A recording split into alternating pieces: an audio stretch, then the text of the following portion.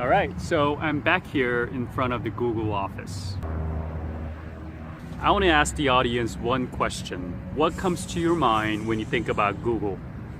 Google.com, Google Maps, Android, YouTube, or perhaps the newest and the greatest self-driving car project. But before Google was born, there was another tech company that was founded 77 years ago. Yes, 77 years ago.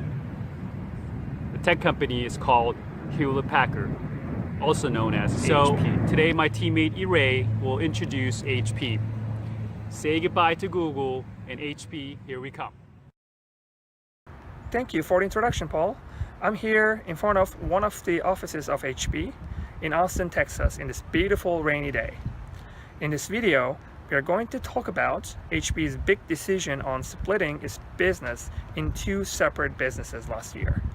We will discuss why HP did such a thing, and we will also discuss if it makes sense for all large enterprises to split into small companies or not. That being said, let's get right to it. Before we start to talk about HP's decision to split the company, let's learn a little bit about HP. HP was founded by two gentlemen, William Hewlett and David Packard, in a garage back in 1939. Over the years, in addition to becoming one of the largest test equipment companies in the world, HP got into the consumer electronic businesses. HP started to target consumers with calculators and other consumer-geared products. In the 1990s, they were able to successfully tap into personal computers and become a leader in the market by 2007. In 1999, HP spun off the Electronic Test and Measurement division very successfully, creating Agilent Technologies.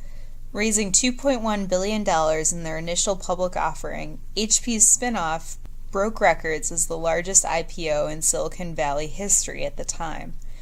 Overall, HP was a successful company for a long time, including other successful spin-offs.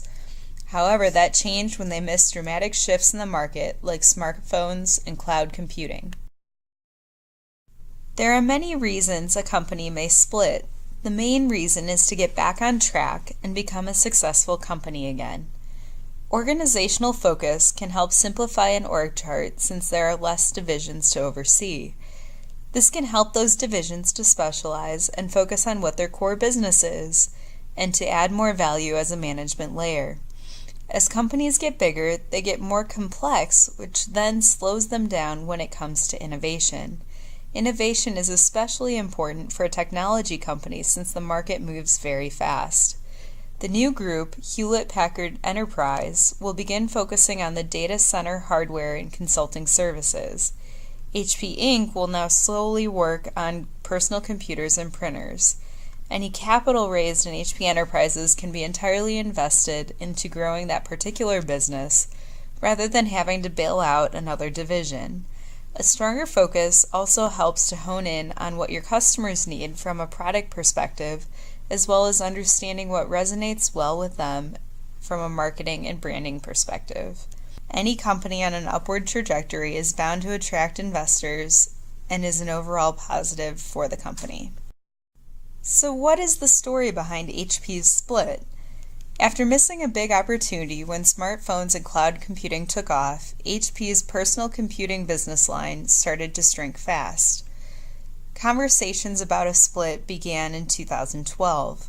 Personal computers still face stiff competition from low-cost alternatives in Asia, and the enterprise business faces customers paying for computing on demand, also known as the cloud, rather than companies hosting and supporting their own server hardware like many did in the past. Even though HP was still very successful selling enterprise products, the failing PC and printer business was slowing them down to further innovate in the enterprise market and increase their market share. That was the main reason behind deciding to split the business, with the enterprise business no longer being held back by the struggling printer and personal computer business. Enterprise is poised for growth over the next years. Splitting can be very expensive and even fatal for companies. With HP having successfully spun off Agilent Technologies in 1999, HP had set the precedent that they were able to create two healthy businesses.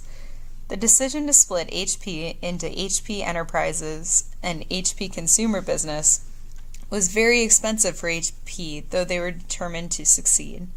Before the split, HP had over 2,500 software services that had to be separated into either HP Inc. or Enterprise. Services that were deemed critical to both new companies were duplicated. All of these changes had to be made while still making sure the day-to-day aspects of order processing, payroll, invoicing remained unscathed. There are so many people involved in a split, from IT teams splitting up existing hardware and software services, to legal teams, to human resources. Every aspect of the new companies had to be thought out and replanned. Employee and customer morale can raise many question marks. Employees may be afraid that they are on the losing side of the split, or that their jobs may now be at risk. Customers may switch to a competitor if they view the risk to be too high to continue business during the transition. All of these aspects add up to a large total cost. HP completed the splitting project successfully with minor issues. Even though not much time has passed since the split occurred, overall results look promising, especially for HP Enterprise. They were able to better align with their enterprise customers and make investment decisions to ensure that their outlook remains positive. The HP consumer business, on the other hand, is not looking very good and continues to struggle, albeit no longer at the expense of the enterprise business. We believe, however, that they have a chance of fixing that business since they can become more agile and innovative and bring relevant products to market.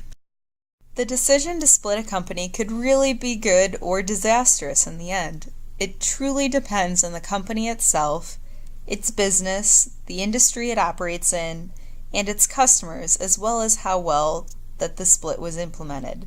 Therefore, there's not a single answer for this problem. There are many large companies, like Apple, that have remained very successful without a division. However, for HP, there were many reasons that splitting the company made a lot of sense. We look forward to HP Enterprise thriving and for HP Incorporated to get back on its feet in the future years.